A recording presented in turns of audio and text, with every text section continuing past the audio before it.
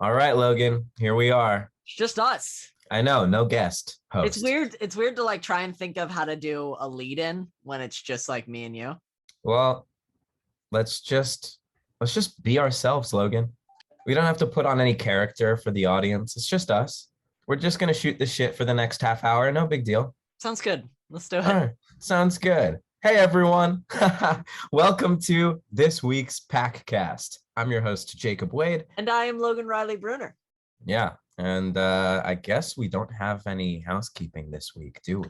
Not really. We're continuing to just press forward with the same projects that we've been working on. It's That's right. It's hard to do updates when it's like we're still working on the same stuff. Yeah. It's still in progress. It's still happening. Yep. So there's been some writing going on. There's been some audio recording going on. And that's about as much detail as we're going to give you this week. But just know songs are coming. Maybe some shows are coming.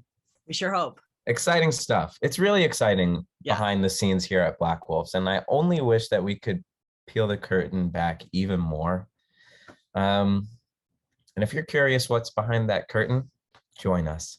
That's all I got to say. Yeah, come follow us on Instagram. It's easy to keep up with what we're doing. Exactly.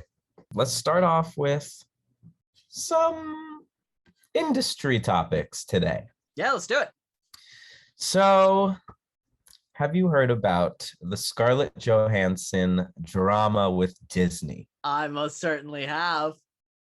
Yes, Scarlett Johansson is suing Disney over breach of contract for the Black Widow movie release. And their response to it had some fucking attitude.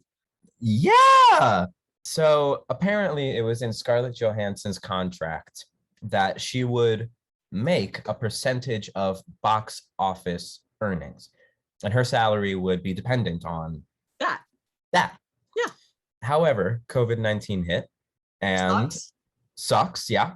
And Disney decided amidst all this to split the release between box office and Disney Plus Premier Access. And I think that Scarlett Johansson is actually rightfully pissed, not being notified by Disney or having a contract renegotiated under new circumstances. Right. Logan, do you remember the exact wording of Disney's response? I don't remember the exact wording, but it was something along the lines of like, she's made enough money already. What is she complaining about?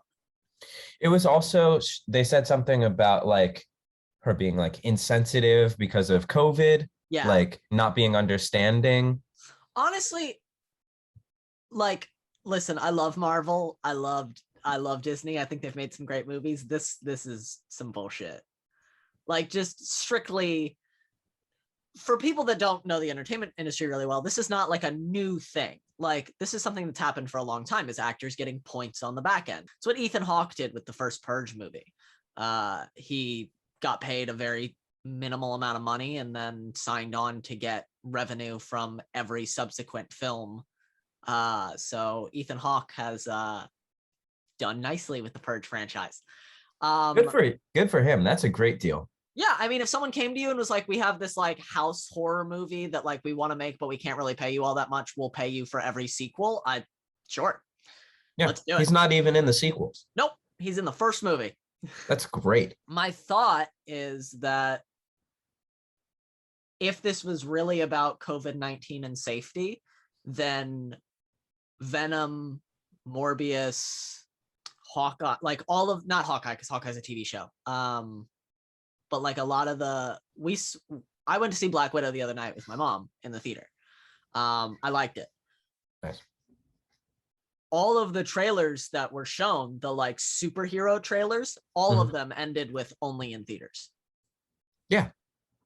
Venom 2, like Marvel movies that are coming out are ending with, we're only premiering this in theaters. So why is it that your only female-led superhero movie is the one that you decided to split on Disney Plus? That's a little weird, guys. I get it. It's COVID-19. I totally understand you want to like give people an opportunity to watch the movie. But if that's the excuse, then that's what you should be doing for all of your movies, not just this one. But do you think that they're thinking that like in the release timeline that like COVID-19 is like dissipating and that we don't have to worry about it as much because people are getting vaccinated now. Possibly, but if that was the point, then why not just hold Black Widow? You'd already held it regardless. It seems like they held it so they could get it into theaters. Right. Black Widow came out in the beginning of July, right? July 6th. Yeah, but it was supposed to come out before WandaVision. It was supposed to be the first Phase 4 movie, and they held it because of COVID. They didn't release it on Disney Plus exclusively.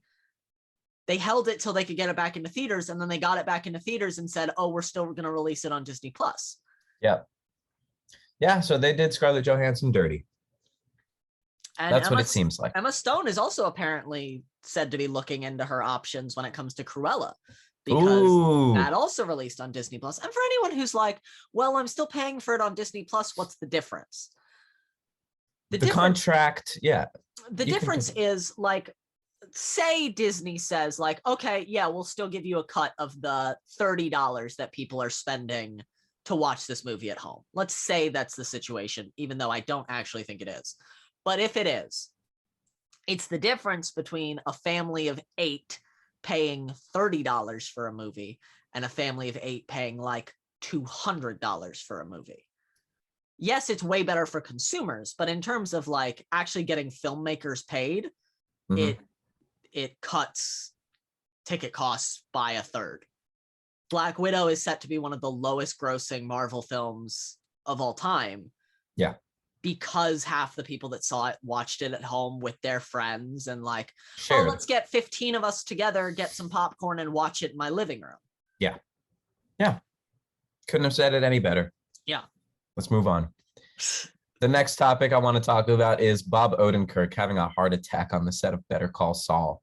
I heard that this man is okay. Yes, but all the good vibes to Bob Odenkirk. Just a gem of a human being. And hard worker. Oh my goodness. Yeah. This man, for Mr. Nobody, put on so much muscle. I want to see that movie. Me too. So bad. Definitely. Is it out yet?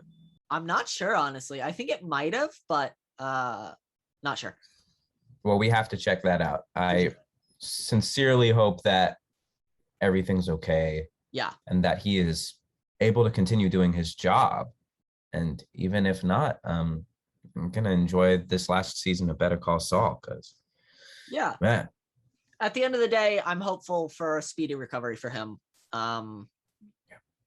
Just all of us at Blackwolves sending good vibes to Bob Odenkirk. Super respect all the work and all the care that you've done throughout your career. So hoping for the best. Yeah. And the last thing that I wanted to touch on today was the Olympics and taking care of mental health, making sure that you are healthy. Yeah. You know, up here, all here. You know, I can't imagine the pressure that Simone Biles was under. No, not at all. Being called the GOAT. Always. She is the GOAT. She is the GOAT. She is the GOAT. It's a statistic, but like she's so good that the Olympic Committee said they weren't going to increase her difficulty because if they gave her more points on difficulty, other less trained gymnasts would try the tricks that she was doing and hurt themselves.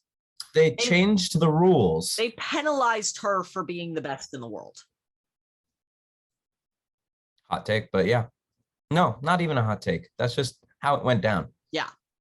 They penalized her for being the best in the world. Can you imagine being in the position of performing something that you have rehearsed time and time again, and then when it comes to the time to showcase it, having your brain like trick your body? Yeah. Midway through it. It's got to be incredibly dangerous. And I heard that the fact that she still landed some of these tricks is incredible. Like she is the GOAT. She is like the greatest athlete of our age. Honestly, there's a couple things that I think about this particular topic. She gave her team the gold by stepping out. Because had she not stepped out and let the alternates come in, they might not have scored enough points to win because she kept getting penalized harsher than everyone else because she's she wasn't getting high enough scores on her difficulty, and the judges were being harder on her in terms of execution. So she was being penalized on two fronts. Well, and losing points. Also this year, I feel like was rough on her landings, just across the board. If you watched her qualifyings, she stepped out of bounds a few times before that really scary attempt at the balance beam. Oh, not the balance beam. It was the vault. I thought for some reason it was uneven bars because that's normally where the US is like rough, but vault, got it. Yeah. And it's interesting that it's vault. There's this whole story of the vault of an athlete named Carrie Strug who competed for the US, and on her final vault she had shattered her ankle, like it was fully broken. Mm-hmm. And she's sitting there at the Olympics sobbing in pain, asking her coach, like, do I have to do another vault? And her coach was like, can you? Yeah, we need you. And she did it. And it's one of the most, like, oh my God. From a sports perspective, it is one of the most incredible vaults. I can't imagine. On a broken ankle? On a broken ankle. Yeah, that's ridiculous. Now looking back at it with the lens of Simone Biles, it's been revealed to me because I never knew. I had only heard the story. Carrie Strong, she fought through the pain. She was a champion. She won the gold. She didn't need to do the last vault. Team US, she would have gotten gold before. The team had won. They had won. They were outside the margin of being able to be caught. Damn. And her coach made her do it anyway because they needed to be champions. Yeah. And Simone Biles is the same kind of athlete that would do it. I mean, Simone's done routines on broken toes. Yeah. You know? So the fact that she's standing up for her mental health, the fact that athletes are now saying, like, I'm a person first before I'm here to, like, we're not, the Olympics isn't gladiator sports anymore. It's about being the best in the world, absolutely, but it's not about killing yourself to compete. Yeah. It should be about being like a really talented athlete who went above and beyond, but not, I broke my ankle and I'm going to do this vault because we have to. It's insane. It should be about celebrating talents and achievement. It shouldn't be about pressure to do something that you cannot do. Yeah. Like pressure, fine. It's the Olympics, but like Simone Biles can do these things though. And right. Simone Biles can do them better than a lot of other athletes. Yeah. Yeah. But when you're in a headspace where it's like, I can't get out of my own way, I'm thinking too much, I'm going to get hurt. Yeah. That's when I think it's a smart decision to say, like, I don't want to compete. And let's also, just for anybody that wants to have a problem with Simone Biles, let's not forget that she was supposed to retire last year, but decided not to because she thought that if she didn't come back to gymnastics, that the doctor that abused her wouldn't be held accountable. That she thought that the only way to hold him accountable was to have one member of the old team still there, and she was the last one. So she took that for the team. So let's not paint this picture of Simone Biles as not a team player. 100%. Yeah, she is the GOAT still. And I am in her corner 100% of the way. Totally. Were there any topics that you wanted to hit on in this mini cast, Logan? Sorry, I just dropped my mix board. Not really. I have a couple movies that I want to talk about because they're coming out this week and they look cool. Actually, there's one thing that I'd like to talk about. I'll put the link to it in the description below. But just a little bit of joy for your Saturday or for your Tuesday, because that's when this is going to be coming out. There's a trailer for a new indie game for the PlayStation 4 and PlayStation 5. I sent it to Jacob. It's called Stray.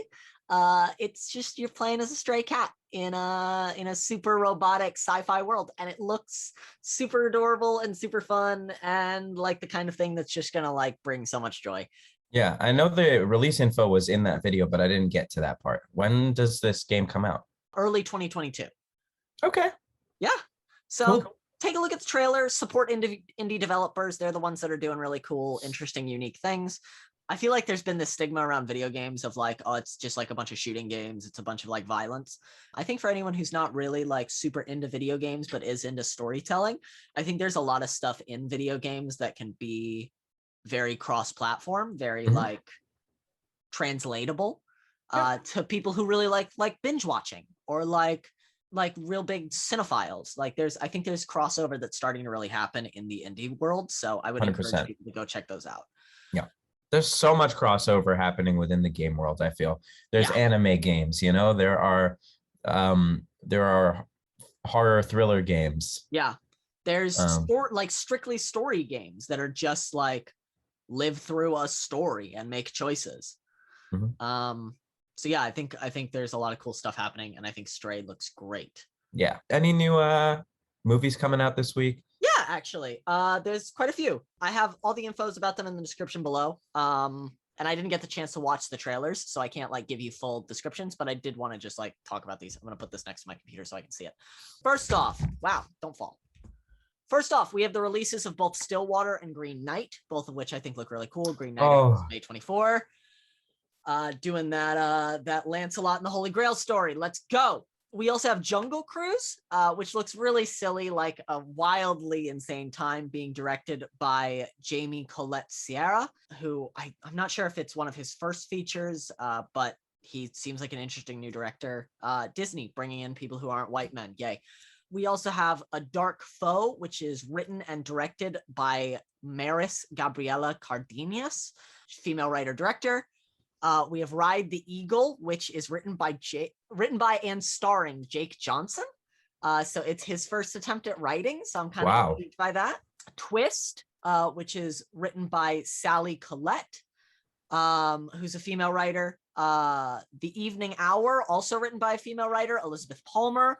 Lorelei, written and directed by a woman, Sabrina Doyle. A lot of really cool movies coming out with female director writers. It's an exciting time for filmmaking. We love to hear it. A documentary by a female filmmaker, Sonia Kennebick, called Enemies of the State, which is seems like a spy thriller.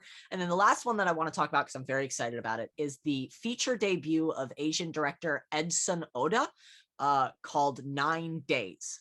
It's starring Bill Skarsgård, Winston Duke, Zazie Beetz, Benedict Wong, and it's about it's about a group of souls, it seems. Souls, beings, entities. It's never really like, the trailer doesn't give you explicit info, but Winston Duke's character is essentially running them through a course that will determine if they are worthy of being alive, if they're worthy of the journey of life. So like, God, it's essentially like you're going to experience pain and loss and suffering, and people die, and there's like terrorism and war and hatred, but there's also joy, and there's love, and there's passion, and it's like, there's one scene in the trailer that's Bill Skarsgård's character saying, well, somebody dies every day, somebody kills somebody else every day. And Zazie Beetz says, why are you focused on that? And he says, well, why aren't you? And it's that idea of like, I am very, very intrigued by this movie that seems to really be, especially after COVID, a super look at like what it means to be alive. And I fucking adore movies like that. It looks so well shot. And from what I'm hearing from reviews, this director is going to be one to watch for the next couple of years. Amazing. Yeah. Awesome. Very excited about that. That sounds like an Oscar contender, just from hearing you talk about the trailer. I'll have to show you the trailer when I see you later, because it's so good. It's striking. Nice. One of those trailers that you watch and are like, yeah, this person knows how to make movies. Amazing. Yeah, can't wait. Can't wait. Man, you know, I was thinking earlier about how we are soon going to be making things. Yeah. And how we need to put together some crews. Yeah. Because things are right around the corner, and we're going to need, you know, lights. We are going to need all that, you know? Yeah. All that makes a piece of art beautiful. Yeah.